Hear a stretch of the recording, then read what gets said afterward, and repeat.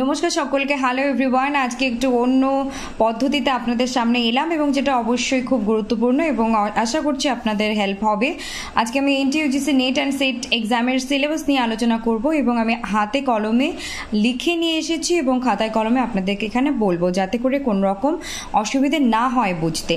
আর এই বিষয়টা আলোচনা করার আগে আমি একটা কথা বলতে চাইছি যে আমি দেখতে পাচ্ছি যে ভিউজ যেভাবে হচ্ছে বা যেটুকু, আমারও চ্যানেল নতুন কিন্তু সাবস্ক্রাইবার বাড়ছে না। তার মানে নতুন ভিউয়ার্স আমি দেখতে পাচ্ছি কিন্তু সাবস্ক্রাইবাররা বাড়ছে না। তার মানে আপনারা কি সাবস্ক্রাইব করছেন না? তো প্লিজ লাইক, কমেন্ট, শেয়ার এবং সাবস্ক্রাইব করুন। এতে আমার অবশ্যই আমি অনুপ্রাণিত হব এবং যতটা পরিশ্রম করে নিয়ে আসছি আরও এর থেকে দ্বিগুণ হারে পরিশ্রম করে নিয়ে আসার অনুপ্রেরণা পাবো আমি। অবশ্যই আপনারা সাবস্ক্রাইব করুন বা না করুন, আমি অবশ্যই পরিশ্রম করেই নিয়ে আসছি, আরও পড়াশুনো করে পরিশ্রম করে নিয়ে আসবো। কিন্তু আপনারা আমাকে যদি একটু সহযোগিতা করেন তাহলে আমার উৎসাহটা বাড়ে কাজের, তাই না? যাই হোক, শুরু করা যাক। আজকে আমরা এখন সিলেবাস নিয়ে আলোচনা করছি। তো প্রথমেই আমি সিলেবাসটাকে ভেঙে ভেঙে এখানে আলোচনা করব। তো আজকের ডেট আমি দিয়ে রেখেছি আর এই ভিডিও আমি এখন শ্যুট করছি, এটা একটু পরেই যাবে। আজকে এনটিইউজিসি নেট অ্যান্ড সেট এক্সামের সিলেবাস নিয়ে আলোচনা করছি এবং পরবর্তীতে আমি রেখেছি কয়েকদিন পর পর পেপার 1 নিয়েও আলোচনা করব ইউজিসি নেট অ্যান্ড সেট এক্সামের। তারপর আমি গেট এক্সাম 2025-এ যে গেট এক্সাম হবে ফেব্রুয়ারিতে, তার নতুন সিলেবাসের কি আপডেট হলো সেটা নিয়ে আলোচনা করব। পরপর এই ধরনের প্রথমে সিলেবাসকে আমরা আলোচনা করব, তারপর তার বিষয়বস্তু নিয়ে আমরা শুরু করব, সেটা পেপার 1 হোক বা পেপার 2, মানে জেনারেল পেপার হোক বা যে সাবজেক্ট আমাদের ইংলিশ লিটারেচার সেই বিষয়বস্তুই হোক না কেন। তো বিষয় হচ্ছে যে এখানে আমি মনে করছি যে NTA UGC net and set examinations, তো আমি মনে করি যে এই শব্দগুলোর ফুল ফর্ম আমাদের জানা দরকার, কারণ আমিও যখন এই এক্সামগুলোর প্রিপারেশন শুরু করেছিলাম আমি এগুলোর ফুল ফর্ম জানতাম না। তো বেসিক একটা আইডিয়া দেওয়ার জন্য আমি এখানে আলোচনা করেছি। এনটিএ যার ওনারা 2018 সালের ডিসেম্বর থেকে এই ইউজিসি নেট এক্সামটা কন্ডাক্ট করাচ্ছেন। তো বর্তমানে কি পরিস্থিতি না আছে সেই বিতর্কিত বিষয় নিয়ে আমরা এখানে আলোচনা করছি না। এনটিএর ফুল ফর্ম হচ্ছে ন্যাশনাল টেস্টিং এজেন্সি। এনারা এই নেট এক্সাম কন্ডাক্ট করাচ্ছেন এবং আরও আদার্স গুরুত্বপূর্ণ এক্সামগুলো এনারা করিয়ে থাকেন বা নিয়ে থাকেন। তারপর আমি বলছি নেটের full form national eligibility test. আমাদের এই এক্সাম ন্যাশনাল লেভেলে, মানে অল ওভার ইন্ডিয়াতে কিন্তু এর গুরুত্ব আছে। আর সেট ফুল ফর্ম হলো স্টেট এলিজিবিলিটি টেস্ট। সেটের কথা বলতে গিয়ে বলি আমি, সেট এটা প্রত্যেকটা আমাদের ভারতবর্ষে যতগুলো স্টেট আছে প্রত্যেকটা স্টেটের আলাদা আলাদা কিন্তু স্টেট এলিজিবিলিটি টেস্ট হয়। আমি যেটা এখন এখানে একটা লিখেছি, আমি ডব্লিউবি সেটের কথা লিখেছি, যেটা WB SET West Bengal state eligibility test.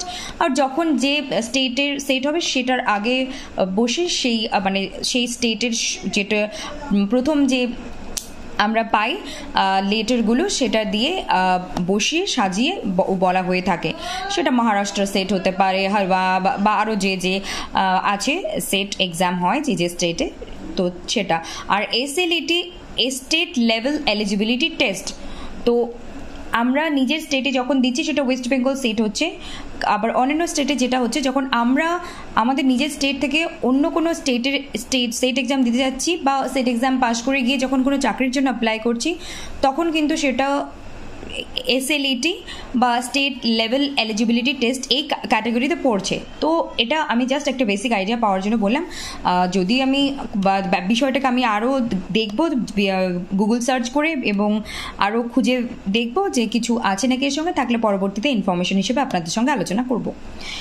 UGC full form হচ্ছে ইউনিভার্সিটি গ্র্যান্টস কমিশন, যেটা আমরা সবাই জানি ইউনিভার্সিটি গ্র্যান্টস কমিশন। এর দায়িত্ব কি, কর্তব্য কি, এটা কিন্তু আমাদের net exam net and set এক্সামে পেপার 1-এও এই ইউজিসির কি কাজ বা ইউজিসি কোন দায়িত্ব পালন করেন না করেন সেই হিসেবে আসে। তো আজকে আমি শুধু সিলেবাস পরিচয় করানো এবং বিষয়বস্তুকে ডিটেলস আলোচনার ক্ষেত্রে বলছি, তাই আজকে এইটুকুই থাক। ইউজিসির কি কাজ আছে নেই সেটা আমরা হায়ার এডুকেশন চ্যাপ্টারে পেপার 1-এ আলোচনা করব, নেট এবং সেটের পেপার 1-এ। তো তারপর আমি এখন আসছি সিলেবাসে। আর একটা সাবজেক্ট কোড থাকছে কিন্তু যখন এই ন্যাশনাল এলিজিবিলিটি টেস্ট নেটের ইংরেজির সাবজেক্ট কোড থাকছে 30 সাবজেক্ট কোড। আবার আমাদের যখন ওয়েস্ট বেঙ্গল স্টেট এলিজিবিলিটি টেস্টে ইংলিশের সাবজেক্ট কোড কিন্তু 101 লিখেছি আমি, মানে আমি যদি ভুল না হয়ে থাকি তাহলে এটা 01 1 নম্বরেই সাবজেক্ট কোড আছে। যদি ভুল হয়ে থাকে আমি দেখে জানি, তারপরেও বলছি যদি ভুল হয়ে থাকে তো ক্ষমা চেয়ে নিচ্ছি, পরে চেক করে নিয়ে বলবো এবং আপনারাও সংশোধন করে নেবেন। তো তারপর আমরা যাচ্ছি সাবজেক্টের যে ইংলিশ আমাদের, এখন সেই সিলেবাসটা আমি এখানে ডিটেলস আলোচনা করব। পরবর্তীতে কিন্তু পেপার 1 এর সিলেবাস নিয়ে ডিটেলস আলোচনা হবে, তারপরে গেটের আপডেটেড সিলেবাস নিয়ে আলোচনা হবে, পেপার জেনারেল পেপার এবং পেপার 2 ইংলিশ নিয়েও, আর একটা একটা করে আলাদা আলাদা করে, যাতে বিষয়টা আমাদের বুঝতে অসুবিধা না হয় বা গুলিয়ে না যায়। তো এখানে ইউনিট 1-এ আমরা পাচ্ছি ড্রামা, তারপর ইউনিট 2-তে আমরা পাচ্ছি পোয়েট্রি, আর এনটি আসার পর আমরা সিলেবাস নতুন যে পেয়েছি সেখানে কিন্তু পুরো এই সিলেবাসটাই আমি খাতায় লিখে নিয়ে এসেছি এবং আমার পিডিএফ আকারেও আছে নিজের কাছে। তো এখানে পাচ্ছি আমরা ইউনিট 1 ড্রামা, ইউনিট 2 পোয়েট্রি, তারপর ইউনিট 3 ফিকশন শর্ট স্টোরি, আর ফিকশন মানে হচ্ছে যে কল্প কাহিনী, আর তারপর আমরা পাচ্ছি নন ফিকশনাল প্রোজ, তারপর একটা নোট দিয়ে একটা বিশেষ দ্রষ্টব্য আছে লেখা, এটা কিন্তু আমি আপনাদের এখন পড়ে শোনাবো এবং এর অর্থটা আমাদের বোঝা কিন্তু খুব দরকার। তারপর আমি পরের ইউনিটগুলো বলছি। এই যে 4টে ইউনিট আমি এখানে বললাম, নোট এখানে কি লেখা আছে, The first 4 units must also be tested through comprehension passages to access critical reading, thinking and writing skills. প্রথম যে 4টে unit drama, poetry, fiction and short story এবং নন ফিকশনাল প্রোজ মানে হচ্ছে যেগুলো কল্পকাহিনী নয়, বাস্তবতা নিয়ে গদ্য লেখা, সেই ধরনের লেখাকে আমরা বলছি নন ফিকশনাল প্রোজ। এখানে আমি আরও একটা কথা অ্যাড করব, what is drama, what is poetry, what is fiction, what is short story, what is non fiction. আমার কিন্তু শুরুর দিকেই, মানে আমার ইউটিউব জার্নির শুরুতেই 1 মিনিট করে হলেও 2-3 মিনিট হলেও আমি সংক্ষেপে যতটা সম্ভব ডিটেলস ডিসকাশন করে রেখেছি, সেটা কিন্তু আপনারা দেখে কনসেপ্ট ক্লিয়ার করে নেবেন। কারণ হচ্ছে যে আমি জানি যে এই সিলেবাসটা শুধু যারা অলরেডি হয়তো এক্সামটা দিয়েছে, এক্সপিরিয়েন্স আছে, তারা নয়, যারা নতুন সদ্য এই প্রফেশনে আসতে চায় বা এই পরীক্ষা দিতে চায় এবং এই পরীক্ষা নিয়ে তাদের একটা ইচ্ছা, আশা, স্বপ্ন আছে, তো তাদের জন্য যেন বিষয়গুলো ক্লিয়ার হয়। তাই দয়া করে এবং অবশ্যই আমি এখানে বলছি কারণ আমাদের বেসটা জানা খুব দরকার, আর নিজেরা দায়িত্ব করে সার্চ করে দেখে নেবেন প্লিজ। আর অবশ্যই গুগল সার্চ করে বা অন্যান্য কোথাও থেকেও যদি আপনারা পড়াশোনা করতে চান অবশ্যই করতেই পারেন।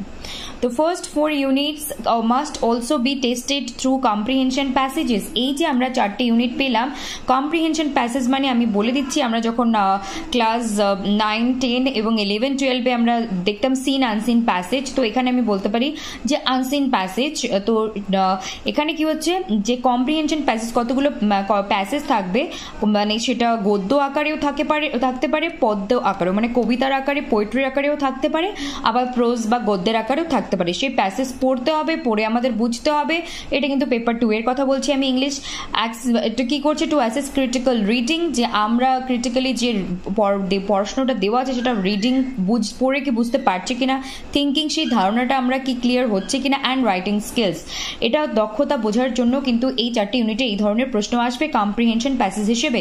তো এখানে কিন্তু আমাদের লক্ষ্য রাখতে হবে। তারপর বলেছে this 4 units will cover all literature in English. এটাকে আমি বলবো স্টার মার্ক দিয়ে মনে রাখতে, কারণ this 4 units will cover all literature in English. তার মানে হচ্ছে যে অল লিটারেচার মানে বুঝতে পারছো, British literature, American literature, Indian literature, Australian, Caribbean, world literature etcetera. মানে ইংলিশ মানে শুধু যে আমরা ব্রিটিশ লিটারেচার বুঝবো তা নয়, ইংলিশ মানে যে শুধু আমরা ইন্ডিয়ান লিটারেচার বা আমেরিকান লিটারেচার বুঝবো তা কিন্তু নয়। This 4 units cover all literature in English. All কথাটার মধ্যেই কিন্তু সব কিছু জড়িয়ে আছে, সব কিছু এই শব্দটার মধ্যেই কিন্তু অনেক কিছু আছে। তো শুধু আমরা ব্রিটিশ লিটারেচার, অবশ্যই ব্রিটিশ লিটারেচার একটা মোস্ট ইম্পর্টেন্ট পার্ট এবং রোল প্লে করে আমাদের এই এক্সামকে ক্র্যাক করার জন্য, কিন্তু তার পাশাপাশি বলছি আরও যে ওয়ার্ল্ড লিটারেচার, আরও ডিফারেন্ট লিটারেচার আছে সেগুলোও আমাদের কিন্তু পড়তে হবে। সেখান থেকেও এই 4টে ড্রামা মানে কি, শুধু ড্রামা মানে একটা দুটো ড্রামা তো এখানে নয়, এখানে হলো গিয়ে কি লিমিটলেস ড্রামা। পোয়েট্রি মানে শুধু একটা দুটো নয়, একটা দুটো পিরিয়ড নয়, এবং সেটা শুধু ব্রিটিশ লিটারেচার নয়, আমেরিকান নয়, ইন্ডিয়ান নয়, একদম পুরো হোল ওয়ার্ল্ডের লিটারেচার। শর্ট স্টোরিও তাই, ফিকশনও তাই, নন ফিকশনাল প্রোজের ক্ষেত্রেও কিন্তু তাই এটা স্টার মার্ক দিয়ে আমাদের মনে রাখতে হবে। এখানে কিন্তু ভুল করলে খুব বোকামি হবে। তো এটা কিন্তু মনে রাখতে হবে। তার জন্যই আমার আজকে এইভাবে খাতায় কলমে নিয়ে এসে সিলেবাসটাকে ডিটেলস আলোচনা করা, কারণ আমি মনে করি সিলেবাস যদি আমাদের ক্লিয়ার না থাকে, বোঝা বা কনসেপ্ট বা কোন ইউনিটে কি আছে সিলেবাসটাই যদি আমরা না জানি, তাহলে আমরা এর ভেতরের বিষয়বস্তু আর কি করে জানতে সক্ষম হব, তাই না? এটা আমাদের বুঝতে এবং বেস তৈরি করতে সক্ষম হবে এবং সহায়তা করবে। ইউনিট 5 আমরা পাচ্ছি language, basic concepts, theories and pedagogy, English in use. মানে এখানে ল্যাঙ্গুয়েজ, পেডাগজি, থিওরি এইসব নিয়ে কি কি আছে নেই এগুলো নিয়ে আলোচনা হবে। তারপর এই টপিক নিয়ে আমার ইউটিউবে ভিডিও বানানো আছে। ল্যাঙ্গুয়েজ লিঙ্গুইস্টিক্স নিয়েও কিছু টপিকস আলোচনা আছে যেগুলো এক্সামে আসে। তারপর ইউনিট 6 আমরা পাচ্ছি ইংলিশ ইন ইন্ডিয়া। এই ভারতবর্ষে ইন্ডিয়াতে ইংলিশ কি করে, এর হিস্ট্রি, এর উৎপত্তি কোথা থেকে, এর ইতিহাস জানতে হবে, এর ইভ্যালুয়েশন জানতে হবে, এর ফিউচার্স ভবিষ্যৎ কি আমাদের জানতে হবে। এটার ইতিহাস থেকে মানে একদম অতীত থেকে বর্তমান তারপর ভবিষ্যৎ সবটাই জানতে হবে ইংলিশ ইন ইন্ডিয়া। ভারতবর্ষে কি করে ইংলিশ এলো এবং এর কি কতটা বিস্তারিত হলো এবং ভবিষ্যতে এর কতটা সুদূর প্রসারী হতে পারে। দেন আমরা ইউনিট 6 পাচ্ছি কালচারাল স্টাডিজ। কালচারাল স্টাডিজে অনেক টপিক, 4-5টা মিনিমাম 4-5টা প্রশ্ন প্রতি বছর আসে। এই টপিক থেকে খুবই গুরুত্বপূর্ণ, তার বেশিও আসতে পারে কমও আসতে পারে, কিন্তু আমাদের পড়তে হবে। তারপর আমরা ইউনিট 9 পাচ্ছি literary theory post world war 2। Literary theory এখানে আমি বলে নিচ্ছি একদম অ্যানশিয়েন্ট ক্লাসিক্যাল টাইম পিরিয়ডে লিটারি থিওরি থেকে একদম পোস্ট মডার্ন মানে বর্তমানে পর্যন্ত কি কি লিটারি থিওরি কাজ হয়েছে না হয়েছে আমাদের সবকিছু কিন্তু পড়তে হবে। লিটারি থিওরি সবটাই কভার হবে। পোস্ট ওয়ার্ল্ড ওয়ার শুধু 2 নয়, ওয়ার্ল্ড ওয়ার জবে থেকে ক্লাসিক্যাল অ্যানশিয়েন্ট লিটারি থিওরি ফিলোসফারদের আমরা পেয়েছি তখন থেকে শুরু করে টেল নাও আজ পর্যন্ত পুরোটাই আমাদের কভার করতে হবে। ভয় পাওয়ার কিছু নেই। সিলেবাসটা আমি ডিটেলস বলছি, কিন্তু এর একটা গাইডলাইন আছে, এর একটা পদ্ধতি আছে যেভাবে আমাদের পড়তে হবে এবং ফলো করে এগিয়ে যেতে হবে। ইউনিট 10 আমরা পাচ্ছি research methods and materials in English. এই ইংলিশ লিটারেচারের ক্ষেত্রে আমরা রিসার্চ মেথডস কি করে, এই যে আমরা অনেকে পিএইচডি করতে চাই বা অনেকে করেছে বা করবেন, তো এই ক্ষেত্রে কিন্তু এই টপিকটা খুবই ইম্পর্টেন্ট এবং এই টপিকটা কিন্তু পেপার 1-এও আছে। পেপার 1 এবং পেপার 2 দুটোতেই হেল্প হবে, কিন্তু যখন কোনো স্পেসিফিক সাবজেক্টের ক্ষেত্রে humanities and social science, English লিটারেচারের রিসার্চ এবং সায়েন্সের যেগুলো টপিক আছে সেটার কিন্তু রিসার্চ টোটালি ডিফারেন্ট হয়। কিন্তু অবশ্যই রিসার্চ মানে কি, what is qualitative, quantitative, so এই বেসিক জিনিসগুলো অবশ্যই একই, কিন্তু ইংলিশ লিটারেচারের ক্ষেত্রে কোন কোন পদ্ধতি অবলম্বন করে আমরা রিসার্চ করব বা কোন কোন পদ্ধতি কনসেপ্ট আমাদের জানতে হবে, মেটেরিয়াল ব্যবহার করতে হবে, সেটা অবশ্যই সায়েন্সের থেকে আলাদা তো হবেই। তো এই হলো আজকে আমার সিলেবাসের আলোচনা।